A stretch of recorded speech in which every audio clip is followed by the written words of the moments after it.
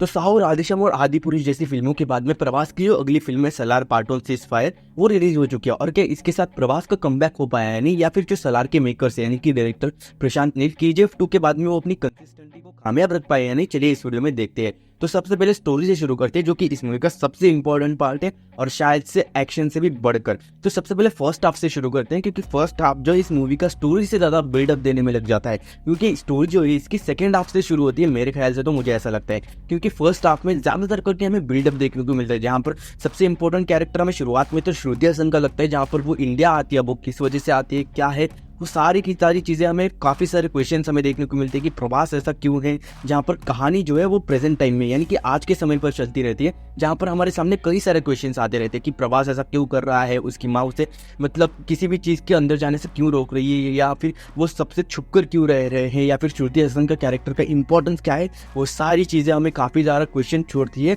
और ये सारी की सारी चीज़ें हमें आंसर जो है इसके सेकेंड हाफ में देखने को मिलते हैं। फिर इसके बाद में जो फर्स्ट हाफ में हमें सिर्फ बिल्डअप देखने को मिलता है। इवन यहाँ तक कि जो प्रभास का फर्स्ट एक्शन है, जो फर्स्ट एक्शन है वो हमें फर्स्ट हाफ के एकदम एंड में आकर देखने को मिलता है। अब यहाँ पर जो फर्स्ट हाफ है सलार का वो थोड़ा सा छोटा है कहीं ना कहीं सेकेंड हाफ के कंपैरिजन में, सेकेंड हाफ थोड़ा सा बड़ा है, लेकिन हाँ फर्स्ट हाफ जो है उसके एंड में जाकर हमें मतलब एक्शन देखने को मिलता है। इवन एक टाइम तक आते आते ये मूवी आपके सब्र का इल्जाम लेने लगते हैं कि क्या आप इस मूवी को फर्स्ट हाफ में पूरे तक ना तो स्टोरी और ना तो एक्शन की से ज़्यादा सिर्फ और सिर्फ बिल्डअप पर फोकस करते हो कि हाँ प्रभास जो है वो ऐसा क्यों है, वो इतना शांत क्यों है, वो किसी भी कोई गलत चीज़ हो रही है तो उसके खिलाफ क्यों नहीं जाता। वो सारी की सारी चीज़ें मतलब जैसा कि मैंने कहा क्वेश्चंस तो आ रही है, लेकिन हाँ उसका बिल्डअप भी साथ में दिया जा रहा है, और इवन एकदम फर्स्ट हाफ के एंड में जाकर हमें एक्शन देखने को मिलता है, और वो भी ज़्यादा नहीं है लेकिन हाँ अच्छा है एक्शन, लेकिन हाँ असली एक्शन हमें ज़्यादा करके सेकंड हाफ में देखने को मिलता है। और हाँ एक बात मैं आपको बता दूं, अगर आप इस मूवी को सच में देखने ही जा रहे हो तो आप ऐसा सोच के जा रहे हो कि हमें इसमें बहुत ज़्यादा ही एक्शन देखने को मिलेगा,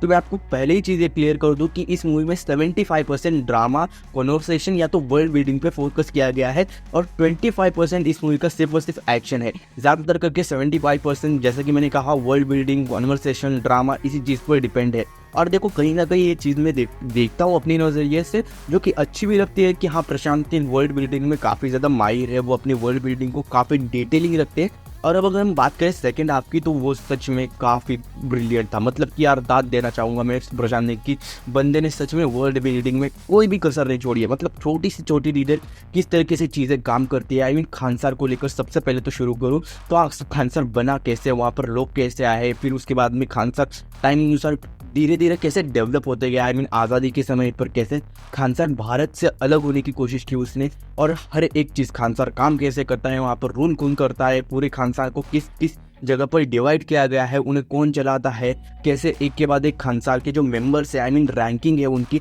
वो सारी चीज़ें रखी गई है। और खानसार का खुद का अपना रूल बुक भी है कि खानसार के नियम क्या होने चाहिए, वो सारी की सारी चीज़ें हैं कि खानसार के जो मतलब एक सिंबल्स होते हैं, कड़ा होता है, उसके बाद में वो क्या मायने रखता है, किस हिसाब से किसी चीज़ की वोटिंग होती है, हर एक चीज़ डिटेल में रखी गई है, जो कि मुझे काफ़ी पसंद आई है खानसार को लेकर। और ये पूरा का पूरा क्रेडिट मैं प्रशांत नील को देना चाहूँगा। और उसके बाद में बात को, और सेकेंड हाफ में सिर्फ और सिर्फ दो ही चीज़ें इंपॉर्टेंट है, फर्स्ट है वर्ल्ड बिल्डिंग, और सेकेंड चीज़ जो आती है वो आती है कि ट्विस्ट। सेकेंड हाफ में एक ट्विस्ट है, एंड में जाकर पता चलता है, लेकिन उससे पहले वो सारी की सारी चीज़ें सीज़फायर को लेकर, जैसा कि मूवी का नाम है सीज़फायर, तो वही चीज़ हमें सेकेंड हाफ में देखने को मिलती है। पूरी तरीके से खानसार में सीज़फायर लागू हो चुका है, और उसकी भी डिटेलिंग हमें देखने को मिलती है कि एक्चुअल में वो क्या है और किस तरीके से। और फिर उसके बाद में एंड में कहीं जाकर हमें वो ट्विस्ट रिवील होता है, प्रवास वगैरह या फिर पूरे खानसार को लेकर एक बहुत बड़ा ट्विस्ट है, वो मूवी के एंड में जाकर पता चलता है हमें। तो हाँ ये दो इंपॉर्टेंट चीज़ हमें सेकेंड हाफ में देखने को मिलती है। सबसे पहले तो खानसार की वर्ल्ड बिल्डिंग हमें देखने को मिलती है,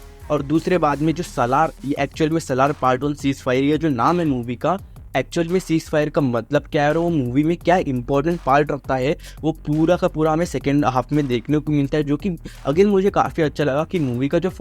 मूवी का जो नाम है सलार पार्ट 1 सीज़फायर, और मूवी के अंदर आप वही दिखा रहे हो, जो कि मुझे सच में काफ़ी देखने में अच्छा लगा। तो हाँ मूवी में वर्ल्ड बिल्डिंग हो या फिर एक डिटेलिंग का पार्ट हो, वो सच में काफ़ी अच्छा है। मूवी के जो कलर्स है ब्लैक, वो काफ़ी ज़्यादा मतलब ऐसे रिच लगते हैं। पूरी स्क्रीन पे हमें ब्लैक ही देखने को मिलता है, लेकिन हाँ वो एक KGF 2 से अगर आप कंपैरिजन करोगे, उसकी सिनेमेटोग्राफी अगर आप कंपेयर करोगे, तो वो कहीं ना कहीं एक सलार जो है वो एक रिचनेस की फीलिंग देता है, वो एक क्वालिटी इंप्रूव करने की कोशिश करता है, जो कि देखने में काफ़ी अच्छा लगता है। अब कहीं ना कहीं वो थोड़ा मतलब ज़्यादा ही ब्लैक हो गया मुझे ऐसा लगता है पूरी मूवी में, लेकिन हाँ हर एक की अपनी अपनी एक लिबर्टी होती है, हर एक की अपनी अपनी क्रिएटिव चॉइस होती है, तो इस हिसाब से प्रशांत नील चलते रहते। फिर उसके बाद में अब बात करते हैं नेगेटिव पॉइंट की। तो जैसे कि मैंने थोड़ी देर से पहले कहा कि अब तक मैंने पॉजिटिव पॉइंट ही कही, अब नेगेटिव पॉइंट की बात करते हैं। तो सबसे पहले तो जैसा कि मैं कह रहा हूँ कि फर्स्ट हाफ पूरा का पूरा बिल्डअप देने में चला जाता है, और ये मूवी का सबसे बड़ा नेगेटिव पॉइंट में से एक साबित होता है, जहाँ पर मतलब हाँ फर्स्ट हाफ 1 घंटे से भी ज़्यादा लंबा है, आई मीन 1.5 घंटे के आसपास का कुछ तो है, मतलब हाँ 1 hour 20 minutes का है।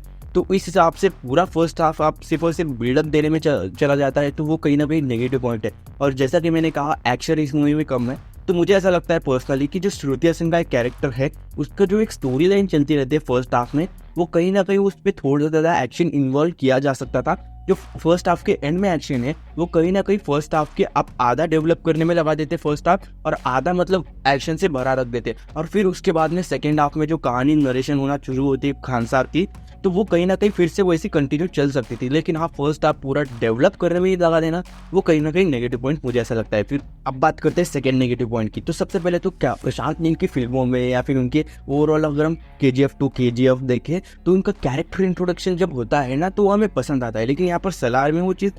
अच्छी नहीं लगती, बल्कि गड़बड़ हो चुकी है या फिर नेगेटिव पॉइंट बनती है। वो किस तरीके से मैं समझाता हूँ। अगर हम देखें तो KGF और KGF 2 में वो हमें पसंद आता है, लेकिन यहाँ पर गड़बड़ ये हो चुकी है कि किसी भी कैरेक्टर को इंट्रोड्यूस करना हो या फिर उसकी एक असलियत रिवील करना हो, जैसे कि सलार की असलियत रिवील करना हो, देवा की असलियत रिवील करना, किसी एक अलग कैरेक्टर की असलियत रिवील करना हो, तो सबसे पहले तो कोई एक कैरेक्टर होगा जो उसके बारे में बात कर रहा होगा, उसने ये किया है, वो किया है, और ये है वो, और उसके साथ में धीरे धीरे बैकग्राउंड में म्यूजिक बिल्डअप होता जाएगा, जोर जोर से म्यूजिक बजेगा, और सब लोग उसके बाद में चौंक कर डर डर कर उस कैरेक्टर की ओर देखने लगेंगे, और सब लोग अचानक शॉक हो जाएंगे। तो ये अगर मूवी में एक बार होता तो मैं मान लेता हूँ और वो देखने में अच्छा भी लगता, लेकिन पूरी मूवी में खास करके 3-4 बार वो ये चीज़ हो जाना, ये कहीं ना कहीं काफ़ी ज़्यादा हो गया, और ये कहीं ना कहीं चीज़ उतनी अच्छी भी नहीं लगती। जहाँ पर एक चीज़ हमने फर्स्ट टाइम KGF में देखी वो अच्छी भी लगी, और KGF में ये मूवी हर बार मतलब 4-5 बार नहीं होती, लेकिन यहाँ पर वो 4-5 बार हो जाना वो कहीं ना कहीं मतलब उतना अच्छा नहीं लगता। और थर्ड नेगेटिव पॉइंट की बात करूँ तो वो आता है इसका म्यूजिक, क्योंकि देखो रवि बसरू जो कि इस मूवी को म्यूजिक दिया है उन्होंने, उनका म्यूजिक सच में काफ़ी लाजवाब होता है। लेकिन जैसा कि मैं आपको एक एग्जांपल देता हूँ, अगर आपकी कोई फेवरेट डिश है और अगर आपको रोज़ वही खाना हो से हर बार, मतलब तीनों टाइम ब्रेकफास्ट में, लंच में और डिनर में, तो कहीं ना कहीं आप बोर हो जाएंगे उसी से। तो ऐसा ही इस मूवी में हुआ है, जैसा कि मूवी में म्यूजिक तो रवि बसरू ने अच्छा दिया है, लेकिन पूरे मूवी में वो कंटिन्यूअसली चलते रहता है, और इतने लाउड, मतलब इतना लाउड रहता है वो म्यूजिक, उसे सुनने पर कहीं ना कहीं आपको थोड़ा इरिटेट फील होने लगता है, और हर बार वो ढान ढान ढान ढान ढान इतने जोर से चलता रहता है कि वो मतलब सीन्स में ज़रूरत नहीं है फिर भी म्यूजिक डाल दिया ऐसे लगने लगता है। तो कहीं ना कहीं ये मेजर 3 नेगेटिव पॉइंट्स मुझे तो लगे। लेकिन उसके बाद ओवरऑल अगर मैं मूवी की बात करूँ तो हाँ पर्सनली मूवी मुझे अच्छी लगी। कुछ क्या मतलब सबसे पहले तो वर्ल्ड डेवलपमेंट की बात करें तो खान साहब को जिस तरीके से दिखाया है, डेवलप किया है, वो मुझे काफ़ी पसंद आया। और मूवी का जो नाम है सीज फायर, उस हिसाब से मूवी चलती रहती है, तो वो भी मुझे पसंद आया। प्रभास के लेकर अगर हम बात करें कि उनका असली में कमबैक हुआ है कि नहीं, तो मैं बात कहना जाना चाहता हूँ कि हाँ अब प्रभास का कमबैक हो चुका है। कहीं ना कहीं हमें वो चीज़, मतलब मूवी का जो पोटेंशियल था वो बहुत ज़्यादा था, उस हिसाब से मूवी चल नहीं पाई, या फिर KGF के कंपैरिजन में नहीं रही मूवी। लेकिन हाँ मूवी ने कहीं मतलब डिसपॉइंट तो नहीं किया, मैं कहूँगा एक अच्छी मूवी साबित होकर आई है मूवी, ऐसा मैं कहूँगा। तो उस वजह से अगर आप प्रभास के फैन हो ऑब्वियसली देखने जाओगे, लेकिन हाँ अगर आपको एक एंटरटेनमेंट चाहिए तो ये मूवी आपको वो ज़रूर देगी। तो उस वजह से मेरी तरफ से मूवी रिकमेंड है। लेकिन हाँ इससे मतलब KGF या फिर उस जैसी वाइब या फिर उस जैसे एक्सपेक्टेशंस मत रखना, ये एक अपने अलग हिसाब से चलती रहती है, तो एक्सपेक्टेशंस को थोड़ा मैनेज रखना, आपको ये मूवी अच्छी लगेगी। तो इसी के साथ इस वाले वीडियो में इतने ही। बाकी आपको अगर वीडियो पसंद आया तो वीडियो को लाइक एंड शेयर जरूर कर देना, और यार सब्सक्राइब भी कर लो यार, आप सब्सक्राइब करते नहीं है। तो मिलते हैं नेक्स्ट वीडियो में, तब तक के लिए गुड बाय।